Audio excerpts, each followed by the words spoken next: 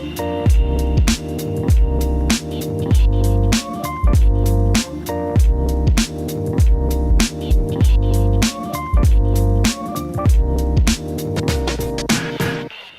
dimensions oubliées de la gestion. Jean-François Chanlat, bonjour.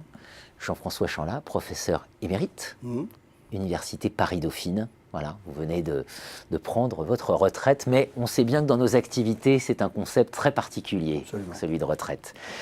Une journée va vous être consacrée, voilà, c'est autour des dimensions oubliées de la gestion, en l'honneur aussi de cet ouvrage que vous aviez publié en 1990, L'individu dans l'organisation, les dimensions oubliées.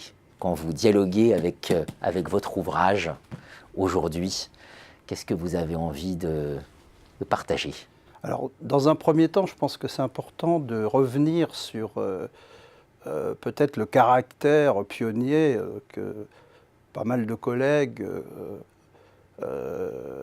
jugent par rapport à cet ouvrage sur les dimensions oubliées, qui, en fait, à l'époque, voulait offrir, enfin, lancer une approche anthropologique des organisations, centrée, évidemment, sur un certain nombre de dimensions qui sont fondamentales dans l'action humaine et sociale. Donc, et puis, aussi, c'était un livre qui essayait de répondre, il faut le dire que j'ai écrit à ce moment-là à Montréal, j'étais professeur à HEC Montréal, et nous étions dans j'étais en charge du cours de comportement au sein de l'organisation, et nous avions, en définitive, quoi comme ouvrage à l'époque, c'est il y a plus de 30 ans, c'était des ouvrages souvent soit américains, traduits, et qui, en définitive, dans beaucoup de cas, j'ai passé en revue tous ces ouvrages d'OBI, comme on les appelle, Organizational Behavior, et ce qui m'avait frappé, c'est beaucoup de manques par rapport, si vous voulez, à des dimensions centrales. Et donc, c'est à partir de là que j'ai développé avec d'autres, si on était plusieurs évidemment, cette perspective où on a remis l'être humain au centre, et en partant, en fait, de l'idée que toute action managériale est une action sociale, située, que pour comprendre cette action sociale située, il faut une double anthropologie. C'est-à-dire une anthropologie, ce que j'appelais générique, ou je dirais, oui, générique, c'est-à-dire générale, sur l'être humain comme être biopsychosocial, c'est-à-dire qu'on est à la fois biologique, psychologique et social, et une anthropologie singulière, c'est-à-dire que quand on analyse une action, évidemment managériale située, elle est située, comme son nom l'indique, dans un contexte. C'est-à-dire qu'il faut connaître aussi l'anthropologie du lieu. On a parlé des lieux dans beaucoup d'endroits aujourd'hui, mais il faut connaître, bien sûr, le cadre organisé, la culture de l'organisation, l'histoire, enfin plein de choses qui renvoient à ces personnes, ces êtres humains qui sont là, puisqu'ils ne sont pas des êtres abstraits. Donc c'est à partir de cette double anthropologie que je pense qu'on comprend un peu mieux ce qui se passe. Parce que l'objectif, évidemment, derrière tout ça, c'est la compréhension. C'est la compréhension du sens que les gens donnent à leurs actions en situation. Parce que si on n'arrive pas à comprendre le sens que les gens donnent à leur action en situation, on n'est pas intelligent. Je rappelle que intelligere en latin signifie comprendre.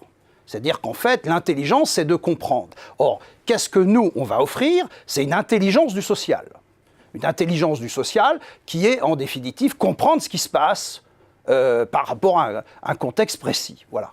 Donc c'est à partir de là. Pour y arriver, évidemment, il faut passer par un certain nombre de remises à l'honneur de certaines dimensions que j'ai appelées oubliées. C'est-à-dire d'abord la dimension langagière. Bon, j'ai beaucoup travaillé cette question. Mon collègue Girin, j'étais déjà venu ici même parler de son livre, puisque j'ai publié ses travaux, puisque son grand papier sur le problème du langage est dans ce livre. Parce que pour moi, évidemment, comme beaucoup d'autres, les êtres humains sont des homo loquens. Hein. Comme disait Gusdorff, l'homme est un animal qui parle. Et donc, il faut en faire quelque chose. Mais qu'est-ce qu'en fait la gestion ? La gestion est enfermée la plupart du temps dans une vision informationnelle de la communication et pas dans une vision langagière de la communication. Donc si on commence à regarder le rôle du langage et de la parole, on voit ça d'une autre manière. On ne parle plus d'émetteur et du sujet, et récepteur, on parle de sujet qui parle. Vous voyez ? Et donc, première dimension qui nous permet de comprendre pourquoi, dans certains coins, les gens souffrent, parce que, dans certains cas, ils ne peuvent pas exprimer ce qu'ils pensent, leurs désirs, parfois leurs faiblesses, etc. Donc ça, c'est la première dimension. La deuxième dimension, elle est spatio-temporelle. C'est-à-dire que, moi, j'étais frappé qu'on ne parlait jamais de l'espace au travail, à l'époque. Aujourd'hui, bien sûr, on en parle plus, évidemment. Mais quand on regarde, je lisais un bouquin qui vient de sortir récemment, sur l'espace au travail, on est bien sûr dans les flex sécurité, les bureaux flexibles, etc. On commence à voir les problèmes parce que, évidemment, qu'est-ce qui se passe ? Il se passe que si on n'a pas l'anthropologie nécessaire, on va provoquer, dans beaucoup de cas, des problèmes. On voit bien que ce n'est pas aussi simple, ce genre d'espace, parce qu'un des éléments qui est absolument central pour les gens pour se construire une identité, c'est aussi d'avoir un espace à soi. Un espace à soi, bien sûr, pour soi-même, mais quand on est au travail, il est important d'avoir son espace. Et les organisations sont aussi des lieux symboliques au niveau de l'espace. C'est pour ça que, historiquement, évidemment, certaines organisations ont beaucoup travaillé l'aspect esthétique ou la forme des organisations. Alors bien sûr, dans certains cas, c'était des réussites, dans d'autres, c'était des échecs, mais on voit bien que cette question de l'espace est extrêmement importante. Et donc, on voit bien que ça aussi, c'est une question, on le voit bien encore aujourd'hui, d'un façon plus générale. Là, je parle de l'espace pour la personne, mais on voit bien, on revient à un retour des territoires, de la proximité. Parce que les gens ne sont pas abstraits, ils vivent quelque part, ils s'inscrivent dans un terreau. Alors, ils peuvent s'inscrire dans plusieurs parfois, mais il faut s'inscrire dans les choses. Alors ça, c'était la dimension temporelle. Alors la dimension temporelle, c'était aussi pour voir que la façon dont on traitait le temps à l'époque, c'était purement quantitatif, vous voyez, optimisation, linéaire, etc., économique. Mais en fait, le temps est éminemment subjectif et qualitatif aussi. Et c'est un enjeu extrêmement important au travail aussi. C'est-à-dire, qu'est-ce qui va faire qu'on est bien au travail ou qu'on est bien dans un cours ? C'est parce que le même temps, si vous voulez, dont on dispose, dans un cas, il va passer facilement et dans un autre, il va être très long, parce qu'on n'a pas du tout la même expérience temporelle, d'un point de vue subjectif et qualitatif, de ce qui se passe. Donc je crois que ces questions-là sont absolument centrales. L'aspect qualitatif du temps, ethnographique de l'ethnographie du temps, c'était aussi des éléments importants. La dimension aussi de l'être humain psychique. Ça, c'est un autre élément très important. Nous sommes des êtres de désir et de pulsion.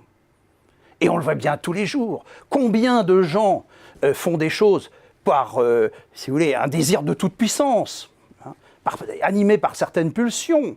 Donc on voit bien qu'on peut chasser l'imaginaire, on peut chasser le psychisme, mais il revient au galop avec éventuellement des fois des effets problématiques d'ailleurs. Donc je pense que c'est des questions très très importantes qui sont parfois aujourd'hui mises de côté parce qu'on a une vision purement cognitive de l'esprit. Mais on a aussi un psychisme qui est très complexe, évidemment, c'est à appréhender. Ça ne s'appréhende pas aussi facilement que d'autres dimensions. Alors ça, c'est un autre élément. Et ce qui peut aussi nous permettre de comprendre une des dimensions, qui est la dernière, mais que je reparlerai tout à l'heure, c'est la dimension, je dirais, du bien-être au travail. C'est-à-dire que qu'est-ce que va créer le travail dans ses conditions, dans son organisation, sur le psychisme des gens. Et c'est ce qui va amener le mal-être ou le bien-être au travail. Ça, c'est un autre aspect. Bon, après, vous avez la dimension du rapport à l'autre. C'est-à-dire que je pense que je l'avais mis dans l'altérité, et on voit bien qu'aujourd'hui, alors j'ai beaucoup développé par la suite cette question, c'est que tout être humain se construit dans un rapport aux autres. en tant qu'homme, souvent, d'abord, la première altérité, c'est une altérité de genre, c'est-à-dire de trouver des femmes, et puis ensuite d'autres hommes, évidemment. Hein, et pour les femmes, c'est la même chose. Il faut bien voir, resituer cet ouvrage, on l'a préparé dans les années 80, et donc là, je posais la question du féminin et du masculin. Bon, il n'y avait pas beaucoup de gens qui posaient la question du féminin et du masculin en gestion dans les années 80. Je parle d'hommes, hein, parce qu'évidemment, on commençait à avoir des femmes. Mais si vous voulez, donc pourquoi? On voit bien qu'aujourd'hui, on est travaillé par ces questions aussi. C'est-à-dire que qu'est-ce que c'est que le féminin? Qu'est-ce que c'est que le masculin? Et tout ça, c'est dans la construction de soi, ça rentre dans la construction de soi identitaire. Mais il y a un autre élément qui rentre dans la construction de soi identitaire, c'est le rapport à l'autre quand il est étranger. Alors évidemment, premier étranger, on peut dire c'est une femme, c'est une étrangère, ou pour une femme, c'est un homme, mais c'est tous les autres étrangers qui arrivent. Et qui, évidemment, me forcent à avoir un rapport sur moi-même aussi, par leur étrangeté. Parce que, comme je dis toujours, quand on voyage, qu'est-ce qui se passe? On apprend bien sûr sur les autres, mais on apprend aussi sur nous-mêmes. Parce que, en fait, le détour, comme disait Ségalen, par l'ailleurs, nous permet de revoir ce que nous sommes en tant qu'individus, mais en tant que même société, de manière différente. Nous sommes devenus des exotes, comme disait Ségalen. Et donc voilà, si vous voulez, c'est ça. Je terminerai sur le symbolique, parce que le symbolique est absolument central, et on le voit bien d'ailleurs, le nombre de livres aujourd'hui sur le sens, la perte du sens, etc. Pourquoi? Parce que l'anthropologie fondamentale nous montre qu'on ne peut pas vivre sans des cadres symboliques signifiants. Or, je pense qu'aujourd'hui, on est en train de vivre une crise des cadres symboliques. Vous voyez? Et c'est ça le problème. Parce qu'au niveau macro, on en avait des très puissants à une époque. Aujourd'hui, ce sont effilochés.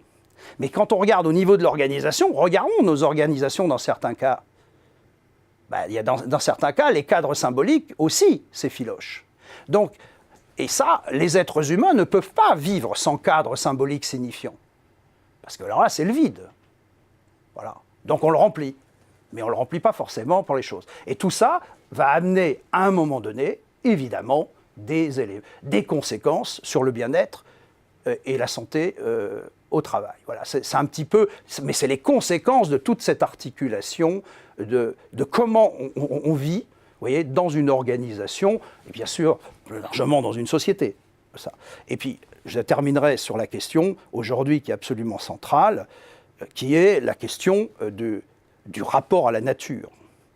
C'est-à-dire que, quand on regarde les questionnements du rapport à la nature, ils ont toujours été là, plus ou moins fortement, mais aujourd'hui, ce n'est plus un problème de questionnement, c'est une exigence. Parce que si on ne fait rien, semble-t-il, tous les indicateurs sont quand même assez inquiétants, ça va nous entraîner dans des choses. Donc ce qui veut dire qu'en définitive, on a à revoir beaucoup notre mode de développement. Et qu'est-ce que ça veut dire? Ça veut dire que les entreprises et les gestions doivent prendre sa place dans cette construction d'un projet collectif qui ramène une harmonie sociale et une harmonie environnementale. L'individu dans l'organisation, les dimensions oubliées, c'était sous la direction de Jean-François Chanlat. 30 ans plus tard, un ouvrage plus que jamais d'actualité et donc qui conduit à parler des dimensions oubliées de la gestion en général. Merci Jean-François pour cet éclairage. Merci à vous.